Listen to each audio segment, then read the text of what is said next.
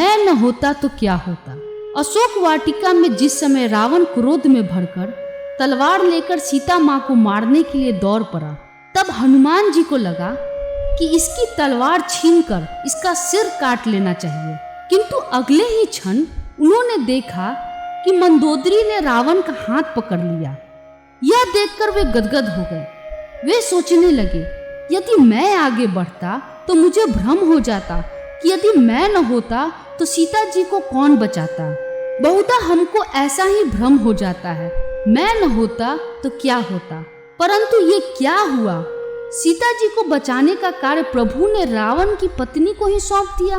तब हनुमान जी समझ गए कि प्रभु जिससे जो कार्य लेना चाहते हैं वह उसी से लेते हैं। आगे चलकर जब त्रिजटा ने कहा कि लंका में बंदर आया हुआ है और वह लंका जलाएगा, तो हनुमान जी बड़ी चिंता में पड़ गए कि प्रभु ने तो लंका जलाने के लिए अभी कहा ही नहीं है, और त्रिजटा कह रही है कि उन्होंने स्वप्न में देखा है एक वानर ने लंका जलाई है। अब उन्हें क्या करना चाहिए? जो प्रभु की इच्छा।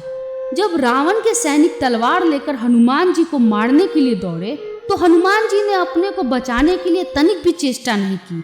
और जब विभीषण ने आकर कहा कि दूत को मारना अनीति है, तो हनुमान जी समझ गए कि मुझे बचाने के लिए प्रभु ने यह उपाय कर दिया है। आश्चर्य की पराकाष्ठा तो तब हुई जब रावण ने कहा कि बंदर को मारा नहीं जाएगा, पर पूंछ में कपड़ा लपेटकर घी डालकर आग लगाई जाए। तो हनुमान जी सोचने लगे कि लंका वाली त्रिजटा की बात सच थी, वरना लंका को जलाने के लिए मैं कहाँ से घी, तेल, कपड़ा लाता और कहाँ आग ढूंढता। पर वो प्रबंध भी आपने रावण से करा दिया। जब आप रावण से भी अपना काम करा लेते हैं, तो मुझसे करा लेने में आश्चर्य की क्या बात है। इसलिए सदैव याद रखें कि संसार में जो हो रहा है वह सब ईश्वरीय विधान है, और हम और आप तो केवल निमित्त मात्र हैं।